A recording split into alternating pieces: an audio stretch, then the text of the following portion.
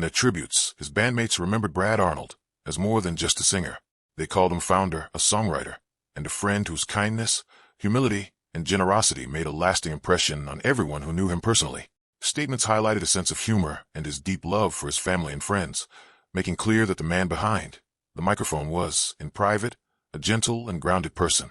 They also described the band's loss as not only professional, but deeply personal.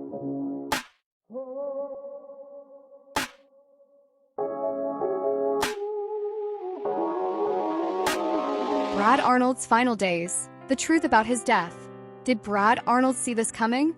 Yesterday, the rock world was hit with devastating news. Brad Arnold, the voice of Three Doors Down and the man behind Kryptonite, has died at just 47 years old. In this video, we're walking through what really happened, his battle with cancer, and the legacy he leaves behind. Bradley Kirk Arnold was born on September 27, 1978, in Escatawpa, Mississippi, a small working-class town that would shape both his personality and the sound of the band he helped create. He grew up far from the glitz of Hollywood or the big music cities, surrounded instead by the everyday realities of Southern life: hard work, modest means, and a close-knit community. Those roots would later become a huge part of his public image. The regular guy with a distinctive voice who suddenly found himself fronting one of the biggest rock bands of the early 2000s. In his teenage years, Brad discovered music as both an escape and a way to express what he was feeling. Unlike many frontmen, he did not start out as a charismatic singer center stage. He actually began as a drummer, sitting at the back of the room, keeping time while quietly writing lyrics in his head. He attended high school in Mississippi and started jamming with friends, and those casual sessions would eventually turn into the band that changed his life. Even as a teenager, he had a knack for taking simple phrases and turning them into catchy, emotional hooks that felt personal to people who heard them. One of the most famous stories about Brad Arnold is how he wrote Kryptonite. He was only 15 years old, sitting in math class, when he started scribbling lyrics and rhythmic ideas instead of focusing on the lesson. That song, written by a small-town kid who had never seen real fame, would go on to become one of the biggest rock hits of its era and the defining track for his band, Three Doors Down. The idea of using Superman's vulnerability as a metaphor for doubt and loyalty resonated with listeners all over the world. And it showed early on that Brad had a talent for mixing everyday emotions with big, memorable images. In 1996, Brad joined with friends from Escatawpa to officially form Three Doors Down. At first, he pulled double duty as both drummer and vocalist, which is unusual in rock, but eventually he stepped fully into the role of frontman as the band's ambitions grew. The group started by playing local gigs and regional shows, slowly building a reputation in the Gulf Coast area. Even in those early days, people noticed that Brad's voice had a roughness and sincerity that cut through the noise, and his lyrics often dealt with loneliness, faith, doubt, and perseverance. The turning point came when a local radio station got hold of Kryptonite. The song quickly became a regional favorite and then spread far beyond Mississippi through radio and word of mouth. Record labels took notice, and soon Three Doors Down went from a small-town band to a major label act, seemingly overnight. For Brad Arnold, it meant going from a kid writing lyrics in class to a national recording artist, thrown into a world of touring, interviews, and expectations that he had never planned for. In 2000, Three Doors Down released their debut album, The Better Life, with Brad as the lead singer and primary lyricist. Powered by Kryptonite, Loser, and Duck and Run, the album exploded commercially, eventually selling millions of copies and making the band one of the biggest names in post-grunge rock. Brad's writing and vocal delivery were central to the album's appeal. The songs were polished enough for radio but still carried a rough, emotional edge that made them feel authentic. For many fans, his voice became strongly associated with the early 2000s rock sound, the soundtrack to their high school and college years. Success continued with the band's second album, Away from the Sun, released in 2002. That record produced hits like When I'm Gone and Here Without You, songs that showcase Brad's ability to tap into themes of distance, sacrifice, and longing. Here Without You, in particular, became a massive ballad, played at military send-offs, weddings, and countless personal moments where people felt separated from someone they loved. Brad's lyrics often walked the line between romantic and spiritual, and listeners projected their own stories onto his words. Throughout the 2000s, Brad and Three Doors Down kept releasing music and touring heavily. Albums like 17 Days and Three Doors Down debuted high on the charts, cementing the band's status as a major force in mainstream rock. They played arenas, festivals, and international tours, and Brad found himself in a completely different life from the one he'd known growing up in Mississippi. With fame came not only success and money, but also pressure, scrutiny, and temptations that would eventually cause him a lot of personal pain. One of the more complicated parts of Brad Arnold's story is his struggle with addiction. Over the years, he was open in interviews about the fact that he battled alcohol problems and that the lifestyle of constant touring, late nights, and easy access to substances took a toll on him. His honesty about those issues helped some fans relate to him even more, because he did not present himself as a perfect rock star, but as someone trying to hold it together under difficult circumstances. Although some of the most public legal trouble around the band involved bassist Todd Harrell's DUI and manslaughter cases, Brad's name also came up in discussions of the band's internal struggles and the impact of substance abuse. For Brad personally, there are reports and commentary discussing his 2015 DUI arrest and how that incident forced him to confront his own demons more directly. He later spoke about getting sober, emphasizing that he wanted to be clear-headed for his music, his faith, and his family. That journey towards sobriety became part of his redemption narrative and changed the way he carried himself in public. Another controversy that followed Brad and Three Doors Down had nothing to do with addiction and everything to do with politics. In January 2017, the band performed at the inauguration festivities for then-President Donald Trump. At that time, many bigger artists had refused to play, and Three Doors Down became one of the more prominent names on the bill. The decision sparked a wave of backlash, especially from fans who opposed Trump's politics and felt disappointed that the band chose to take part in the event. Canadian shows around that period, including casino dates in Halifax and New Brunswick, were criticized by some fans who linked the band's performances to their decision to play for Trump. Online, they were accused of supporting a racist and misogynist leader, and some people called for boycotts of their concerts. For Brad Arnold, who had built a reputation as a somewhat apolitical, everyman frontman, that controversy marked a moment where the band was pulled into the polarized world of U.S. politics, whether they wanted it or not. The inauguration performance remains one of the most contested decisions in the band's public history. Despite the backlash, Brad continued to front Three Doors Down, touring and performing their hits to loyal crowds. Over time, the political controversy cooled, and many fans returned simply for the music, seeing the band more as a nostalgic act than an active political statement.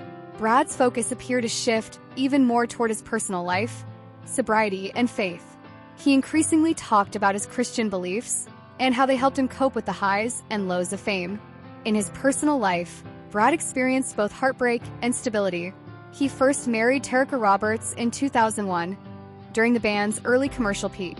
That relationship did not last, and they divorced in 2007, at a time when his career was still intense and the pressures of fame were heavy. In 2009, Brad remarried, tying the knot with Jennifer Sanderford, a professional barrel racer from his home region. Their wedding reportedly took place in Escatapa, bringing his story full circle back to where it began. Jennifer remained by his side for more than a decade and a half. Through touring, health struggles, and personal reinvention, various reports describe her as a supportive partner who kept a relatively low profile compared to rock star spouses who chased the spotlight. Together, Brad and Jennifer built a life that mixed the world of rock music with rural, horse-focused living, with her continuing as a barrel racer. Some coverage and fan commentary mention that they had children together and note that they kept their kids' names private, emphasizing the couple's desire to shield their family from a harsher side of fame. Professionally, Brad continued to record and tour with Three Doors Down into the 2010s and 2020s, even when trends in mainstream music shifted away from post-grunge and rock radio changed. The band maintained a strong live following, especially among fans who grew up with their early hits. They also leaned into nostalgia tours, greatest hit sets, and festival appearances, with Brad's voice aging but still recognizably the same one people heard on Kryptonite. For many concertgoers, Seeing them live became a way to reconnect with a particular time in their lives. Everything changed publicly in May 2025, when Brad Arnold revealed that he had been diagnosed with stage 4 clear cell renal cell carcinoma, a form of kidney cancer. By the time doctors found it, the cancer had already metastasized to his lungs, making it an advanced and very serious condition. Hey everybody, it's Brad from 3 Doors Down. I hope you're having a great day today.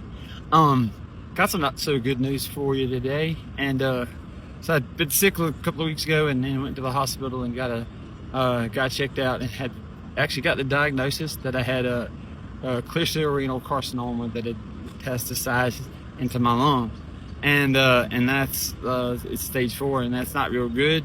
But you know what? We serve a mighty God, and He can overcome anything. So I have no fear. I really sincerely am not scared of it at all. But it is gonna force us to cancel our tour this summer, and we're sorry for that. And I'd love for you to lift me up in prayer every chance you get. And I think it's time for me to maybe go listen to Not My Time a little bit, right? Thank you guys so much. God loves you. We love you. See you. Following the diagnosis, 3 Doors Down canceled planned tour dates so Brad could focus on treatment. He reportedly underwent aggressive therapies as doctors tried to manage the cancer and its spread. Throughout this period, his wife Jennifer and his family played a central role, staying close to him and helping him through the physical and emotional toll of the illness. Fans responded with an outpouring of support online, sharing memories of how his songs had helped them through their own tough times and sending messages of hope. Brad's battle with cancer lasted months, and while details of his treatment were not publicly documented in full, it was clear that his health was declining. The band's public statements and media reports emphasized that he was fighting courageously and that he remained grateful for the support he was receiving. In interviews and posts during this period, Brad leaned even more on his faith, talking about trusting God's plan regardless of the outcome.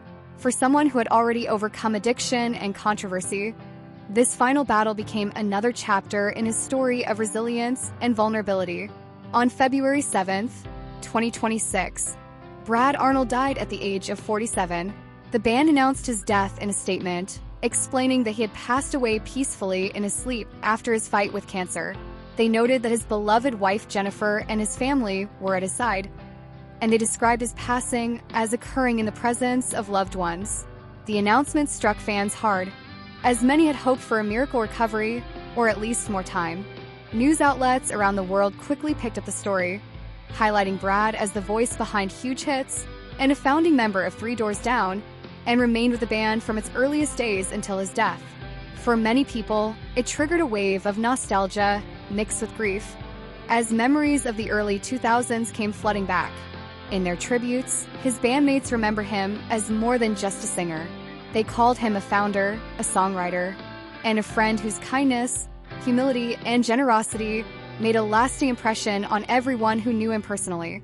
Statements highlighted his sense of humor and his deep love for his family and friends, making clear that the man behind the microphone was, in private, a gentle and grounded person.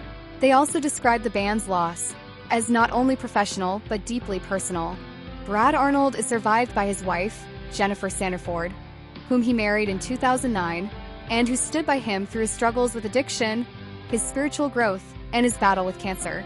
He is also survived by his extended family from Mississippi, including relatives who remained largely outside the public eye, but were a constant presence in his life.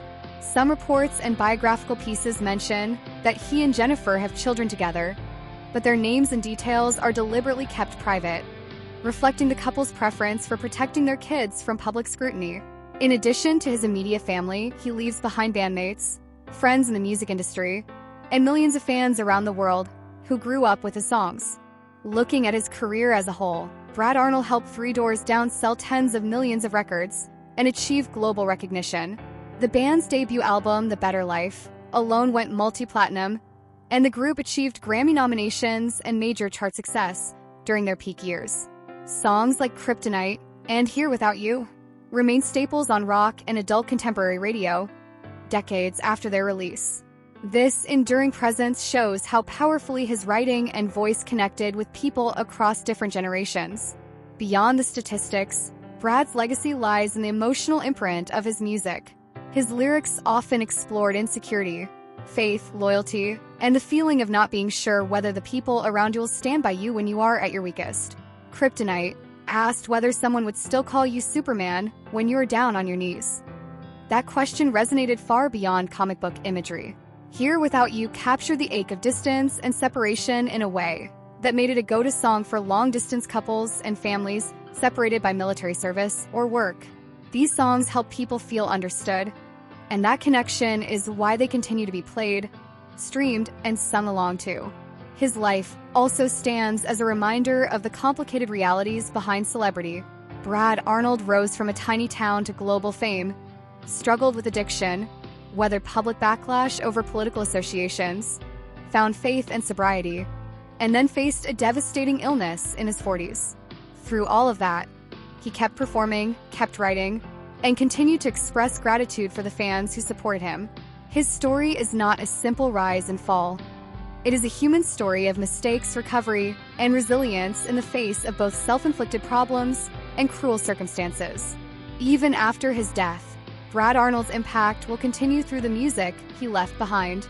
Every time Kryptonite blasts from a car radio, every time someone plays Here Without You late at night when they miss someone, and every time a rock fan revisits those early 2000s playlists, his voice will still be there. For the people who loved his songs, he will always be the guy from Mississippi who took his feelings, his struggles, his faith, and his questions, and turned them into anthems that spoke directly to millions. Brad Arnold died at 47, but the music he created with 3 Doors Down ensures that his presence in rock history is permanent. Rest in paradise, Brad Arnold. If you're a Brad Arnold fan, please throw me a thumb. If you want to see more celebrity tributes, please consider subscribing. Thanks for watching. I hope to see y'all in the next one.